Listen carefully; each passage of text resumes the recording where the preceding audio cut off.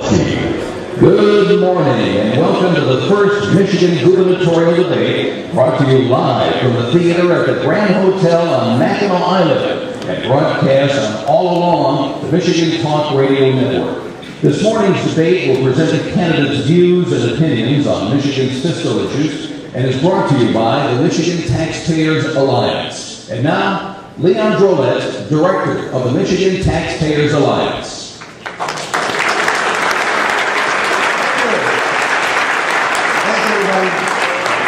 Welcome, Republicans, and welcome to the first Republican gubernatorial debate of the 2010 election cycle, sponsored by the Michigan Taxpayers Alliance. The debate will allow 5 outstanding and very well-qualified candidates for the Republican nomination for governor to present their views on state tax, budget, and fiscal issues. This debate is being carried live on radio stations statewide, including WJR, and I hope today's event will help you and all Michigan taxpayers as they consider their choices in the upcoming gubernatorial elections. We have with us today an outstanding panel that will be grilling our candidates. We couldn't be blessed with a better panel. Starting out on the what would be the left side of the panelist table, we have Mr. John Fund, who many of you may know from his very frequent appearances on Fox News or other cable TV news shows as a pundit and an analyst. Others may know Mr. Fund as a writer for the Wall Street Journal, an editorial writer, and Opinion Journal Online. He writes On the Trail column for the OpinionJournalOnline.com for Wall Street Journal. Mr. Fund joined the Journal in April of 1984 as deputy editorial features writer. He became an editorial page writer specializing in politics and government in October of 1986 and was a member of the Journal's editorial board from 1995 through 2001. Mr. Fund's articles have appeared in Esquire, Reader's Digest, Reason, The New Republic, and National Review. He is the author of Stealing Elections, How Voter Fraud Threatens Our Democracy, which has to do with a group called Acorn. And Mr. Fund actually signed copies of his book immediately following the debate at the Terrace Room here at the Grand Hotel. He also is the co-author of Cleaning House, America's Campaign for Term Limits, and he collaborated with Rush Limbaugh on the way things ought to be.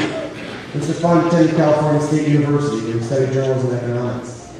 Also with us today, not from nearly as far away, we have one of our finest state editorial page editor, Stephen Henderson, one of our best journalists in the state of Michigan.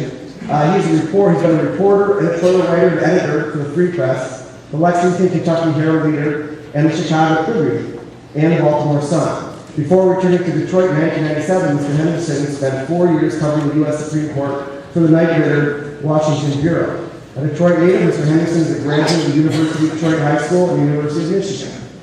Thank you for joining us.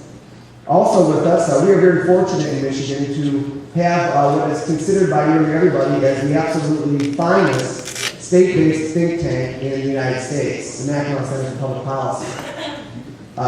And highly respected within the Mackinac Center, we have Ms. Kathy Holster, not related, by the way, to Congressman Holster. Ms. Holstra is a communications specialist for the Mackinac Center for Public Policy. Prior to joining the Mackinac Center, she spent nearly 15 years in broadcast journalism. Ms. Holstra was an award-winning news anchor and reporter for radio stations in Port Huron and Saginaw. In addition to reporting and anchoring duties, Ms. Holstra produced and hosted a weekly public affairs program that involved in-depth coverage of local and state issues. Kathy Holstra graduated from the University of Michigan with a degree in both communications and English. She's also a graduate of Hall of Fame member of the Speck Howard School of Broadcasting and has done graduate work at Saginaw Valley State University. So that will be the panel that will be asking the questions. The person that will be moderating that panel really needs no introduction, but I'm allowed a minute or two, so I'll take it. That individual is Mr. Albert Patterson. Mr. Patterson.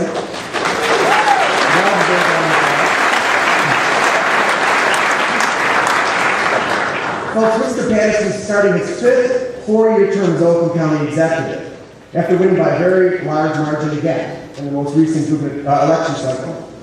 During the 16 years of the Patterson administration, Oakland County government has earned the respect from Wall Street for its solid tax base and sound financial policies by obtaining and maintaining a coveted AAA bond rating, which only 34 of the nation's 3,200 counties have received. Well, how has Mr. Patterson done this in Oakland County? Well, Mr. Patterson has led the fight in Michigan, and actually the nation, on public employee benefit reform.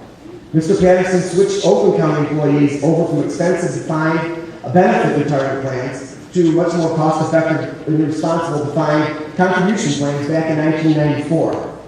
In 2006, Brooks Patterson discontinued retirement health, dental, and vision coverage for new county hires and switched those benefits over to very innovative health savings accounts, toward which both county and employees make contributions.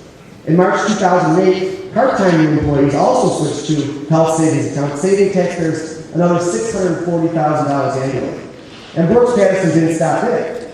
Since 2007, recently hired Oakland employees have had their contributions to their own health care plans raised twice, saving taxpayers over $2 million.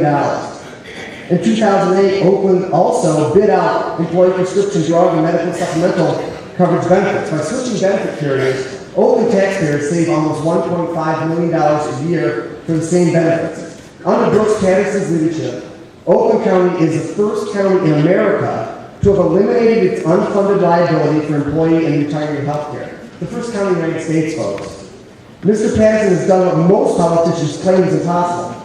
He fully funded employee and retiree health care, at the same time saved the taxpayers of Oakland County $150 million. My friends, Mr. Patterson has also done something that is very near and dear to the hearts of the Michigan Taxpayers Alliance.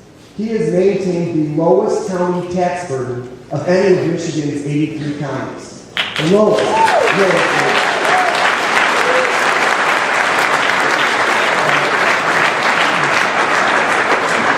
My friends and fellow beleaguered taxpayers here in Michigan, we really don't need to ask our next governor what should be done to reform Michigan. What we need to ask them is, will you do what Mr. Patterson did for Michigan, what he did for Oakland County? You're here. I can think of no better person to moderate this debate of fine panelists and candidates than Mr. Brooks Patterson.